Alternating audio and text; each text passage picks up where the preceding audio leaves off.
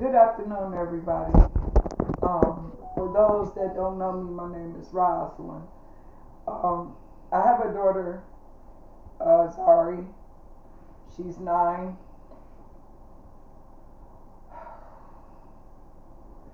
She attends school, elementary school in Auburn Hills. I need not to mention the name of the school. Uh, this is my daughter's first year attending this school. And at the beginning of the year, for a new student, they have to find a place in the school and fit in. My daughter has gained some bullies during her transition from Pontiac School District to Auburn Hills School District. Like I mentioned to her, everywhere you go, you're going to have this issue. It don't matter where we go.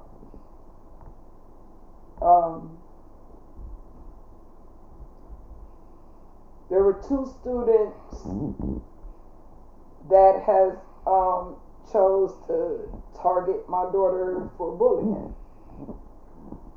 I shall not say those students' names. All I know is a boy and a girl. The situation with the girl, back in, I want to say October, November started occurring. Correct me. Yes or no? Yes. And I think it was like until November, anywhere from November to January, this little girl has stuck her hands in my daughter's pants, along with another student. To make a long story short, to get to where I'm going with this, is that my daughter has written a kill list. I saw this list back in January. When I saw it, I talked to my daughter. I asked her, what is this about? She then told me, these are the kids in my classroom. The ones with certain marks are the kids I have had problems with, and crossed their names out because we resolved our issue. There were one of the bullies, which was the boy. I asked, so the issue with the boy having been resolved? She said no. He keeps doing things to me, saying things to me. She's going through something already. And the staff at the school knows it, because I brought it to their attention, and I contacted the vice principal. I shall not mention her name. But I reached out to the vice principal, I want to say back in October, November, something like that, when you started doing stuff at home because you having issues with your dad. That's a whole nother story. But I did. I reached out to the school, spoke to the vice principal, asked were there any services that they could help me with to get my daughter some counseling, because she's suffering separation issues from her father, and it's affecting what she's doing at home. And the response was, we don't provide services. Okay, but with you knowing that she's having issues at home, and I'm bringing this to you, as a concerned parent, you should do something. Become a solution, not a problem. Not paint a picture that don't exist in this house.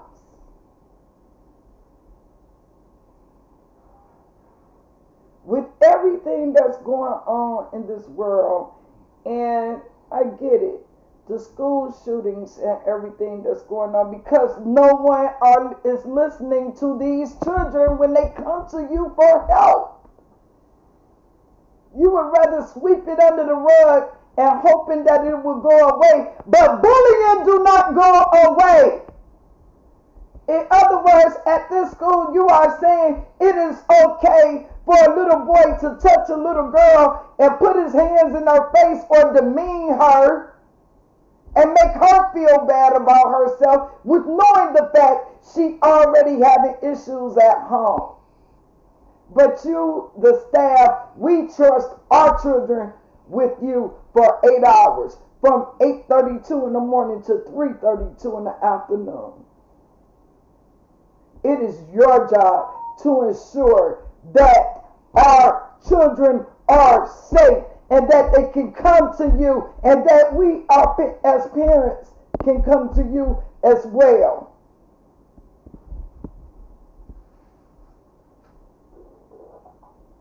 And if you can't give us any information for help, at least point us into someone that could.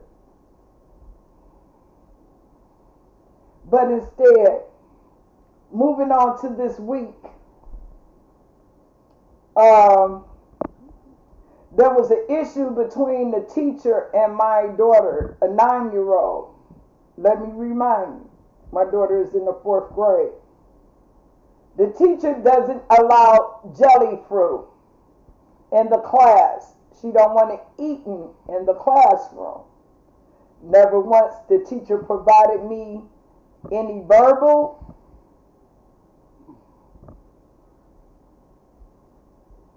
anything in writing saying that jelly fruit is not permitted. So as I dropped, and this started Tuesday this week, my daughter came home, told me, tell me what they told you. They told Miss Speak up. Don't say their name. My teacher. My teacher told me that if I bring the jelly fruit again, she's gonna suspend me. And so, Tuesday and Wednesday, she had jelly fruit. Now, she told my daughter this Wednesday, thinking that my daughter would bring the jelly fruit Thursday. She didn't. She had a whole different snack. Teacher was expecting to suspend my daughter for bringing the jelly fruit, but instead she found the letter, the kill list that was written in my daughter's composition notebook, something that I discovered months ago, but my daughter never reacted on what she wrote. We talked about it. I tried to contact the school. The school didn't want to talk. Now that they have found this list, because my daughter gave them the power to do this. When the students were in lunch, or I think it was before lunch, explain how this happened. It was in lunch when the principal came and... No, what happened to make Miss Conley take my book? I said her name. I know. I apologize for that. But what happened? I had my notebook out and I put... And she asked you to put it away. Yes. And so therefore, I put it don't matter. So therefore, When the teacher instructed my daughter to put away her notebook, my daughter gave her the power to take her notebook and investigate what she was doing in her notebook. By the teacher being the way she is, and to have the thinking the way she thinks, thinking that my daughter wrote this during class Thursday afternoon or recent. When I discovered this, it was months ago. And I reached out to the school. And never once they reached out back to me. Things have happened to my daughter during school hours, and no one calls me and tells me anything. I have to call them to find out, why didn't you call me? I don't come into school cursing them out, calling them out their names, but I do come in as a concerned parent. I do come in strong, especially with the way the world is and with what's going on in the schools. Teachers having sex with the students, teachers fondling students.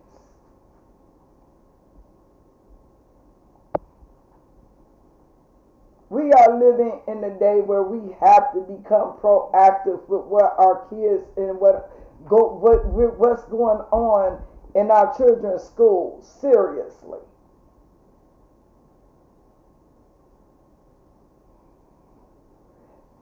These schools are trying to paint a picture that truly doesn't exist in our home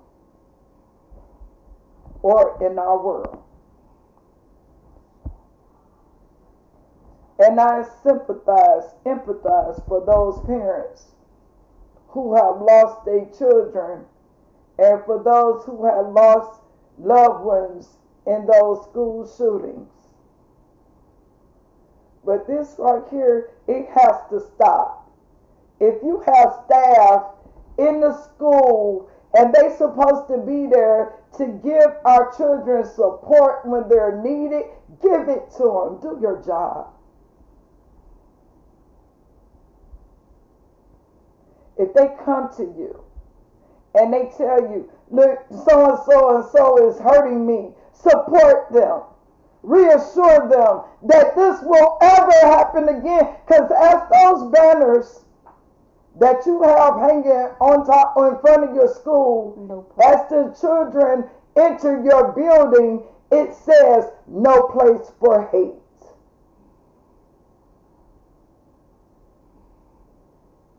I don't have hate in my heart. I am a concerned parent. And if this is your child, you would be concerned too. Because the decision that the school has made in a matter of hours, they have decided to suspend my daughter for the remainder of the school year. My daughter has never had any issues, behavioral issues, except for mainly at home. Or if she go to school, what was that one time you sat on the floor? I was Speak up. I was upset and I was in art. Don't say any one name. And the art teacher, she was saying, if you don't get off the floor, I'm gonna call so and so to come in here and remove you. And she called the lady, the vice principal. She called the vice principal, and she said if I don't get up off the floor, she was gonna suspend me. But why were you on the floor? I was on the floor because I was upset because the boy was bullying you. He was bullying me, and he pulled my hair. And what did they do to him about when he pulled your hair? Nothing. Nothing. But they concentrated on you sitting on the floor. People, this is the behavior that I'm talking about that's going on in our children's school today. People, be parents. become involved with your kids. Go to those PTA meetings. Go to those parent-teacher conferences. Ask questions. As I went to my daughter's parent-teacher conference, which was last week, my daughter's teacher, her mouth was saying one thing, but the body language was saying something totally different.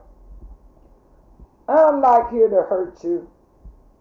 I'm not here to defame you or anything. I'm here to support my child.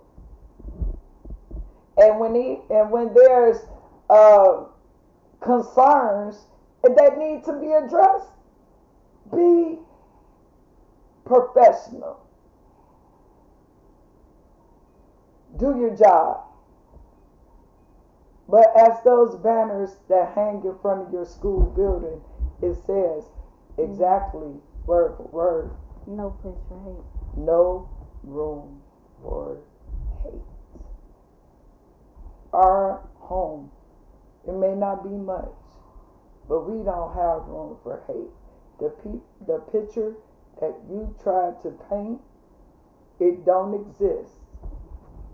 We will be there at that board meeting, 8 o'clock, Monday morning. But we are gonna speak our truth. You can lie. You can deal with what you want to deal with, but all I have to say is this. I'm throwing it up in Lord's hand. I will let Jesus, I will let God take over this situation, because I just think it's ludicrous, it's absurd, it's unsafe. I did get on my daughter and I did discipline her. Not physically. I spoke with her about it. And I need her to speak now. And just tell how she really feels. Out your mouth. I feel like the school. Sit up. I feel like the school doesn't appreciate me. I feel like they don't really like me because like they treat me different. Look, people in the world are gonna treat you different, baby. Everybody. I'm gonna tell you this. Everyone. Your personality is so beautiful. Look at me. You may be overweight, but look, Zari, I love you. Sit up. Come on, stop doing that. You're going to be live.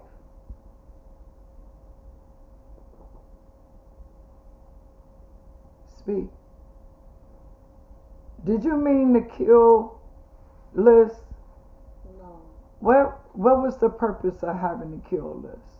It was to express my feelings and how I felt because no one was doing anything about it. Did you mean?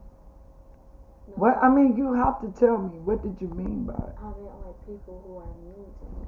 Were you ever planning on going to hurt any of those children? No. That was mean to you?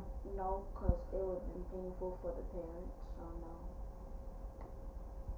Do you feel like hitting them sometimes? Tell the truth. Sometimes, yeah, but I don't, because I don't want to get in trouble. So, look at me. So, and this the biggest thing people don't understand. I told my daughter to pop them. The children that been bullying her, I have told my daughter so many times, pop them one, and maybe they'll leave you alone. Have you done it? No, because And what was your response? I don't want to do it. Why? Because I don't want to get in trouble. Why you don't want to get in trouble? Because that'll be bad on my record. And why? Because if I get suspended, I can't get into other good schools. Exactly. So, board of the school, if anybody is watching this that attends that school in Auburn Hills, you would know my daughter is no threat to no other student. That kill list, which shouldn't have been written, I do agree. But you must understand, when I saw it, I contacted the school, and when Miss Conley seen it, she did what she was supposed to do. But all in the same token, the teacher, you are wrong. The staff, you are wrong. You pick and choose the situations you want to deal with instead of dealing with the big situation that's at hand.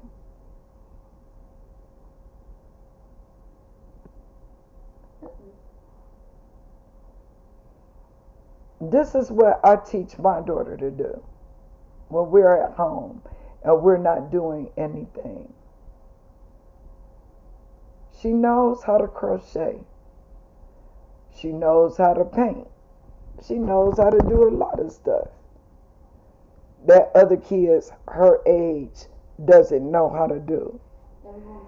And children, it's other things children her age does and she don't know how to do. I mean, that's the way of the world. They all do backflips and cartwheels and all that good stuff. I'm not used to that stuff because I don't want to hurt myself. And because of what else? I'm going to fall. Why? Okay. So, it's like, come on, people.